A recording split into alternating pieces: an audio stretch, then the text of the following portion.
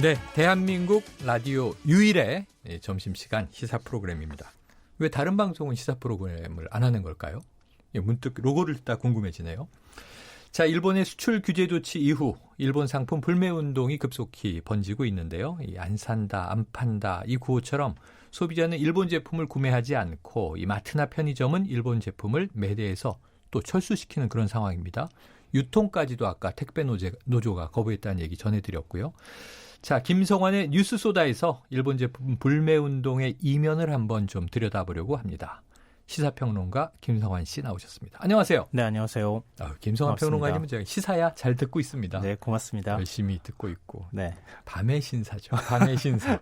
그런데 이렇게 낮에도 활동을 하시는 걸 새롭게 봅니다. 자, 이 불매 운동의 열기 어느 정도로 느끼세요? 방금 전에 노조도 참여를 하기 시작했다 네. 말씀하셨는데요. 처음에는 SNS에서 개인들이 동참하는 정도 수준이었다가 마트, 편의점에서 우린 일본 제품 안 파겠다 이렇게 얘기했고요. 그다음에 이제는 정부 기관까지 학생들까지 조직적으로 동참하는 모습을 보이고 있는데요. 어제 전국 시장군수 구청장 협의회가 불매운동 동참하겠다 이렇게 선언을 했습니다. 네. 그러니까 지자체별로 일본의 각 도시와 자매 결혼을 많이 맺잖아요. 그렇죠. 많이 돼 있죠. 이제 특히 여름 같은 경우에는 자매 결혼을 맺은 도시에 이제 파견을 한다거나 어떤 행사 같은 것들을 많이 하거든요. 하고 행사도 네, 하고. 맞아요. 근데 그런 행사 이번에 일절하지 않겠다. 그래요. 이렇게 선언을 했습니다.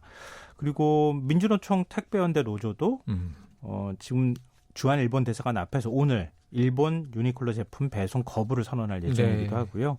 오늘 아침자 신문에 실린 사진이 저는 굉장히 인상적이었어요. 네. 평택시 청소년 교육의회 학생들이 불매운동을 선언하면서 사진을 찍었는데요. 네. 현수막을 들고 있어요. 예. 근데 현수막에 뭐라고 써있냐면은 불매는 싸움이 아닌 평화를 선택하기 위함 이렇게 써져 있었어요. 네, 네. 그러니까 우리가 불매운동을 일본을 어떤 적개심을 가지고 했다기보다는 네, 네. 우리 스스로가 적개심의 어떤 감정이라기보다는 실천하는 하나의 행동으로서 일본에게 보여준다. 네.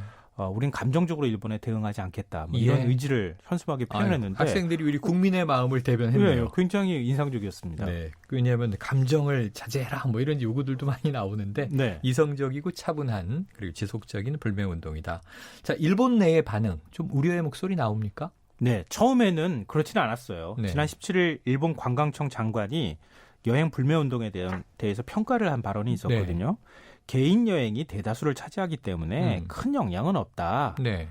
약간 좀 안심해도 괜찮다 이렇게 일본 여론을 다독이는 분위기였거든요. 좀 굳이 과하게 표현하면 별거 아니다. 네, 직설적으로 얘기하면 그럴 수도 있는데요. 네. 일본 중소도시에서 벌써부터 안 된다 이런 목소리가 나옵니다.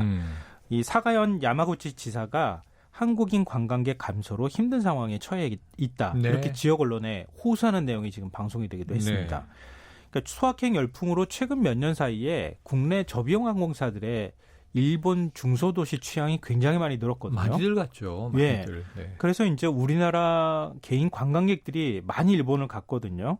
근데 한국인들이 발길을 끊기 시작하면서 벌써부터 항공편을 줄인다는 얘기가 나오고요. 저랑 가까운 지인이 지난주에 이 세토우치 예술제를 참가하기 위해서 일본 다카마스를 갔다 왔거든요. 네. 다카마스는 4번째 가는 분이에요. 그런데 분위기가 많이 달라졌더라. 아하. 이런 얘기를 저한테 전해주더라고요. 이상하게 일본 사람들이 더 친절하더라. 그리고 중국 관광객은 많이 봤는데 한국 관광객이 안 보이더라. 네. 이런 얘기를 저한테 전해주기도 했습니다. 맞아요. 일본 여행 가는 많은 제 지인도 가보면 다 한국 사람이야. 물반 한국 사람 반이야. 그랬는데 지금은 전혀 분위기가 달라진 것 같아서. 그럼 어쨌든 지역 경제에는 타격이 있을 것 같고 일본 언론도 여기 이제 주목하기 시작했다. 자, 오늘 이제 김성환 이 평론가님을 모신 것이 한일 양국 간의 이제 역사 문제가 불거진 건 이번만은 아니니까요. 네. 이 일본 제품 불매 운동의 역사, 굳이 이런 이름 또 이면을 파헤쳐보자 이런 취지였는데 일본 제품 불매 운동이 왕왕 일어났었죠? 네, 그렇습니다. 네. 역사로 따지면 100년 정도 됐다고 해요. 100년이나. 봐야 될 것 같아요. 지금 구한 말부터. 네. 근데 시대별로 불매 운동의 형태는 조금씩 달랐습니다. 예. 그러니까 불매 운동의 효시라고 할 만한 것은 조선물산 장려 운동이라고 할 수 있는데요. 네. 그러니까 최근에는 국채보상 운동이라는 얘기들이 많이 회자가 됐잖아요. 2차장이 언급하기도 했죠. 네, 국가안보실 2차장이 이제 이 얘기를 해서 감정적으로 대응하는 거냐 이렇게 얘기까지 나왔었는데 성토했고. 네, IMF 외환위기 때 했던 금모으기 운동하고 좀 비슷한 거고요. 그거는 실제로 불매운동이라고 하는 것은 물산장려운동이 처음이었다 이렇게 볼 수 있습니다. 그러니까 3.1운동 직후 그러니까 1920년대 초에 조만식 선생을 중심으로 시작이 된 운동이고요. 그러니까 당시에는 일본인들이 이제 내지인이라고 그때 많이 표현했잖아요. 네네. 우리 한반도로 많이 넘어왔어요. 많이 넘어와서 경제를 장악하기 시작했고 네. 일본산 제품이 막 물밀듯이 밀려 들어왔거든요. 근데 우리 민족의 어떤 자존감이나 이런 걸 표현하는 방식으로 일본 제품을 사서 쓰지 말자. 뭐 이런 운동을 시작한 거예요. 그래서 내 살림은 내 것으로 조선 사람 조선 것. 뭐 이런 식의 구호를 외쳤습니다. 신토부리 같은 느낌입니다. 예, 맞아요. 근데 실행 요강을 보면 남자는 무명 배 두루마기를, 여자는 검정 물감을 들인 무명 치마를 입는다. 설탕, 소금, 과일, 음료를 제외한 나머지 음식물은 모두 우리 것을 샀쓴다. 일상용품은 우리 토산품을 사용한다. 네. 뭐 이런 이제 강령 같은 것이 그러네요. 있었어요. 근데 일제의 탄압으로 성공하지는 못했습니다. 그렇지만 당시에 일본에 우리가 저항할 수 있다고 하는 것을 일제 치하에서 보여준 거잖아요. 그러네요. 보여줬고 또 그게 일종의 독립운동의 일환이었다고 볼 수 있으니까요. 네네. 성공했느냐 실패했느냐 이건 별로 중요하지 않다고 볼 수 있는 거죠. 이 성공이 어려웠던 것이 아까 말씀하신 대로 지금 이렇게 각각 이 자기 정부를 갖고 각각 독립적으로 존재하는 나라인데도 영향력을 이제 주고받고 느끼게 되는데 네. 말씀하신 대로 당시에는 일제 강점기 아니었겠습니까? 그렇죠. 그러니까 어찌 보면 우리를 지배하고 있는 저 강한 나라의 물건을 우리는 안 쓰겠다라는 국민의 의지를 보여줬는데 5만 가지 탄압이 있지 않았을까? 아유, 그럼요. 그런 생각이 드네요. 분열 공작 같은 것도 하고 그랬었어요. 예. 당시에는. 자, 그런데 듣고 보니까 불매운동의 효시는 물산 장려운동이다. 이해가 확 되는 것이. 조선 사람, 조선 것, 조선 물건 와닿습니다. 자, 그럼 해방 이후에는요. 1945년 8월 이후에는 우리가 국권을 회복했으니까 상황이 좀 달라지지 않았겠습니까? 네, 1960년대까지는 우리의 혼란상이 극에 달해 있었을 시절이잖아요. 해방 직후에 굉장히 정치적 대립도 심했었고요. 맞습니다. 한국 전쟁까지 터지지 않았습니까? 그렇죠. 그래서 뭐 전 국토가 초토화되어 있는 상황이었기 때문에 뭐 일본을 상대로 해서 불매운동을 일으킨다는 것 자체가 현실적으로 어려웠고요. 먹고 살기도 힘들었던 시절. 네, 그렇죠. 그래서 박정희 정권이 한일 협약을 맺으려고 했던 1960년대 초반부터 그러니까 반일 정서들이 이제 생겨나기 다시, 시작하는 네. 거죠. 대학생들이 당시에 굉장히 시위도 많이 하고 그랬잖아요. 네. 근데 1965년 기어코 이제 한일 청구권 협정을 맺게 되는 거죠. 지금도 아베 총리가 문제 삼고 있는 거지 않습니까? 그러니까 그거 지금도 지켜라 이렇게 네, 얘기를 네. 하고 있는 거죠. 근데 당시에는 뭐 어찌됐든 그 청구권 협정으로 3억 달러를 우리가 받을 수 있었으니까 그걸 가지고 자본력과 기술력이 없는 상태에서 경제 부흥을 일으켜야 되는 상황이었었잖아요. 근데 일본 경제에 의존할 수밖에 없었죠. 네. 일본이 가장 가까운 나라였고 또 일본에서 기술력을 갖고 올 수밖에 없는 상황이었으니까. 근데 일본은 당시에 한국 전쟁을 거치면서 경제 대국으로 발돋움한 상태였거든요. 네. 거의 경제가 초호황기였습니다. 아하. 이게 굉장히 유명한 일화가 있는 게 지금 일본 아소다로 부총리 예. 외할아버지 그러니까 요시다 시게루가 한국 전쟁이 터졌다는 소식을 듣고 신이 우리 일본을 구하셨다. 그러면서 네. 만세삼창을 외쳤다. 그러잖아요. 네. 그러니까 한국 전쟁이 터지면 엄청나게 많은 물자가 필요했고 그렇죠. 그 물자를 일본에서 대주는 상황이었기 때문에 일본 경제가 그냥 벌떡 일어났습니다. 네. 한국 전쟁으로. 네. 그러니까 상황이 이러니까 뭐 우리가 일종의 경제가 예속된 상황이었다고 볼 수 있고요. 네네. 그래서 일본 제품 불매운동이 일기는 좀 쉽지 않았던 겁니다. 그리고 또 일본과 경제력 차이가 워낙 커서 우리가 대적하기는 좀 쉽지 않았죠. 네.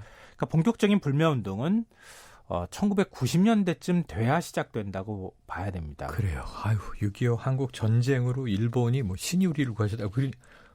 김성환 평론가님 그냥 전해주시기만 하는 입장인데 이 김평론가님을 보면서 제가 화가 나려고 그랬어요, 잠시.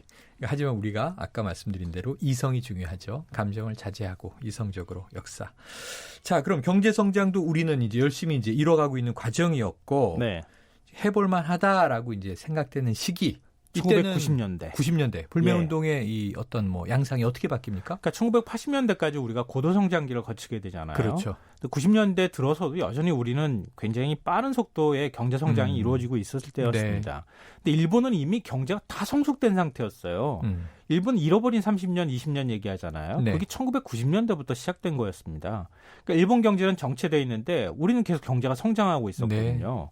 그러니까 이런 상황에서 역사 문제가 불거지기 시작했던 거죠. 그러니까 우리가 좀 이 자신감을 회복한 상태에서 역사 문제가 터지기 시작하는 겁니다. YS 정부 때. 예. 그러니까 일본이 자기들을 해외에 파병하려고 시도를 했거든요. 네. 그때 국내 시민단체들이 이거 군국주의 부활이다. 네, 그러면서 네. 반발하고 불매운동을 하기 시작합니다. 근데 이거는 일본 보수 우익에게도 아주 큰 충격을 준 사건이기도 했는데요. 네. 1990년대 초라고 하면은 1차 이라크전이 터졌을 때였어요. 그러네요. 아버지 부시 때. 예, 미국. 아버지 부시 예. 때. 그때 일본이 파병을 하려고 했었는데 그게 결국은 좌초가 됐어요. 네. 좌절되고 대신에 경제 지원을 많이 했거든요. 근데 국제사회가 아무도 알아주지 않더라는 겁니다. 그러니까 이걸 군사력을 보냈을 때는 조금만 보내도 굉장히 박수를 받고 네. 경제는 아무리 우리가 돈을 써도 티가 안 나더라. 아무도 알아주지 네. 않더라. 그래서 일본 우익에서 이제는 전범이란 딱지를 뗄 때가 됐다. 아하. 이걸 인식하는 계기가 됐습니다. 이게 굉장히 중요한 사건입니다. 음. 근데 우리 입장에서 굉장히 불편했을 거 아니겠어요? 그렇죠. 그러니까 그때 이제 뭔가 저항의식이 싹트기 시작했고요. 음. 1995년에는 그때 이제 역사 바로 세우기 운동이 일어납니다. 조선 청독부 건물 폭파고 그랬죠. 네, 광복 50주년을 네. 맞아서 그때 일본 담배 퇴출 운동이 벌어졌습니다. 아. 담배 막 화형식도 하고 네. 이 마일드 세븐이라고 하는 담배. 지금은 이제 일본 명칭을 브랜드의 바꿔서 담배. 네. 예, 그 담배 명칭이 없기 때문에 제가 말씀드리는 겁니다. 음. 그리고 2001년에는 후쇼사 역사 왜곡 교과서 네, 갈등이 이때부터 있었고요. 그게 또 벌어지네요. 네, 2005년과 2013년에는 또 일본의 독도 도발이 있었잖아요. 어제도 제가 화가 났습니다만 네. 네, 그런 일이 이제 2000년대 들어와서 벌어지기 시작했죠. 네, 그때 이제 전범 기업들을 대상으로 불매 운동이 또 일기도 했었습니다. 자, 이제 90년대 들어와서 2000년대를 거치면서 좀 달라지는데 지금 말씀해 주셨지만 뭐 이전의 불매 운동과는 좀 다른 느낌이에요. 이번에 네. 벌어지고 있는 경우는 어떻게 좀 저는 비교하실 수 있어요? 좀 무섭다는 느낌이 들었어요. 무섭다. 우리 국민이 너무 냉정하고 차분하게 대응하면서도 네. 본인들이 할 수 있는 일을 스스로 선택해서 하는구나. 네. 정치권이 막 가르치려고 하는데 국민이 오히려 정치권을 가르치고 있구나. 네. 이런 생각을 했는데요. 혹시 총칼 대신 키보드란 말 들어보셨어요? 총칼 대신 키보드. 예. 요즘 젊은 네. 층 사이에서 회자가 되는 네. 말인데요. 우리가 의병처럼 총칼 들고 일본과 싸울 수는 없지만 우리는 일본 제품 주문하지 않겠다. 키보드의 의미가 그거군요. 예.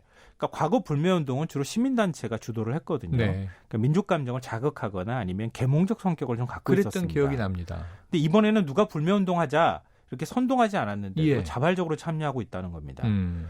더구나 한국의 2030 세대는 특히 젊은 세대는 일본 만화나 애니메이션을 보고 자란 세대거든요. 저도 보고 자란 세대예요. 아니요, TV에서 그 그때 해주던 만화가 다 DJ 정부 시절에 일제라는 문화 걸. 개방이 됐기 때문에 네. 다 크셔가지고 20대 이미 되고 난 다음에 보셨고요. 그런가요? 지금 세대는 아주 어렸을 때부터 봤던 세대예요. 그래요. 그러니까 일본 문화에 대한 부정적인 인식이 별로 없어요. 네네네. 오히려 좋아하면 좋아했지. 그러니까 그런데 부당한 것을 보면 또 참지 못하잖아요. 네. 바로 실천에 옮기는 거. 그렇죠. 그러니까 감정적인 대응은 또 하지 않으면서도 실천에 옮기는 요즘 형태가 젊은이들이 나타나는데요. 그렇게 이성적이더라고요. 네. 따져보고 비교하고 분석하고. 그래서 이렇게 얘기합니다. 일본 맥주는 안 사 마시지만 일본 친구랑은 잘 지내요. 이런 식의 행태가 나타나는 그것도 중요하죠. 거예요. 사람을 미워해서 안 되는 거잖아요. 네, 맞습니다. 또 하나의 어떤 특징은 당당함입니다. 그러니까 과거에는 우리 경제력이 약했잖아요. 일본한테 주눅 들어 있었죠. 국산이 일본산보다 좋다. 나쁘다. 우리 국산이 나쁘다라는 국산이 인식이 나쁘다. 있었어요. 일본산은 좋다고 하는 거 있었잖아요. 워크맨이 그렇게 갖고 싶었던 청춘기가 있었는데. 네, 맞아요. 네. 일본산 밥통도 엄청나게 유행이었었잖아요. 이제 역전됐죠. 근데 지금 그런 게 없잖아요. 네, 맞아요. 한번 곰곰이 생각해 보세요. 일본산 제품 혹시 쓰고 있는 게 있으십니까? 아니, 그게 바로 제가 가격이 중저가란 이유로 이 집에 보니까 유니클로가 많아서 이거 입지 말아야지. 이제 버리진 않았지만 입지 말아야지. 그리고 더 사진 말아야지. 그리고 이제 옷 없어서 우리가 굳이 일본산 맞아요. 제품을 쓰는 건 아니잖아요. 그럼 뒤져보니까 국산이 많더라고요. 우리 SPA 브랜드도 많이 맞습니다. 있고요. 그러니까 일본산 제품은 신기하고 재미있고 이뻐서 사는 거다.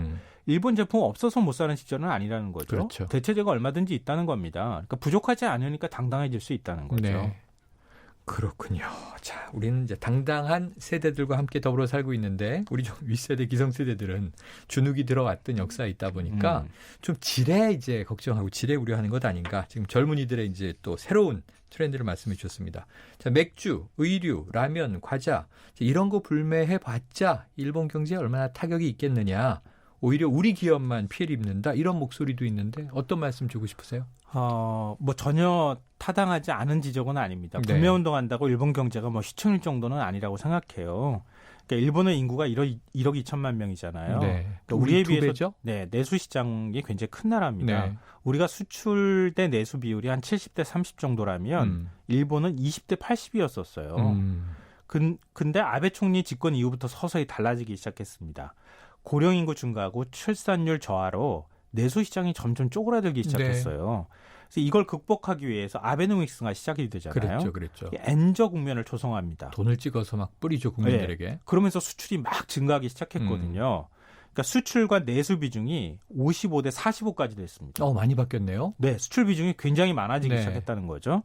그러니까 우리 경제에 손실 회피라고 하는 심리가 있습니다. 이익을 얻었을 때 느끼는 기쁨보다 손실을 봤을 때 느끼는 슬픔이 훨씬 크다. 몇 배는 크다 이런 얘기입니다. 그러니까 비록 한국에 수출하는 소비재 상품 비중이 크지 않더라도 네. 매출의 한 5% 이 정도만 타격이 있다. 일본 기업들한테 네. 수출이 안 돼서 예를 들어서 맥주 한국에서 안 팔리면 꽤 타격이 있을 수 있거든요. 그렇더라고요. 몇 퍼센트라도 타격이 있으면은 네. 일본 기업들한테 받는 또 일본 기업이 느끼는 충격은 이전에 매출이 증가했을 때보다 훨씬 클 수 있다. 그러니까 너무 우리가 부정적으로 생각할 필요가 없다 이런 얘기고요. 네. 국내 기업에 더 큰 타격이 있을 거다라고 하는 네네. 주장도 좀 마찬가지입니다. 마트나 편의점에서 일본산 제품 판매하지 않으면 매출이 줄어들지 않겠느냐. 결국 우리 손해 아니겠느냐 이런 얘기 하고요. 네. 또 한일 합작 기업으로 보통 대부분 일본 기업들이 들어오는데 네. 일자리가 줄어들지 않겠느냐 이렇게 얘기하시는데요. 일본 맥주 안 마시면 우리나라 맥주 마시면 되죠. 네, 그렇습니다. 우리나라 거 맥주는 쓰면은 많습니다. 비슷하지 않겠습니까? 일본 여행 안 가고 우리나라 국내 여행 가도 되잖아요. 예. 자, 다음에 김성환 평론가님 모시고 일전하게 되면 반드시 우리 맥주로 건배를 네. 하도록 할 것을 약속드리면서 오늘 말씀 고맙습니다. 네, 고맙습니다. 네, 지금까지 시사의 진행자 김성환 시사평론가였습니다.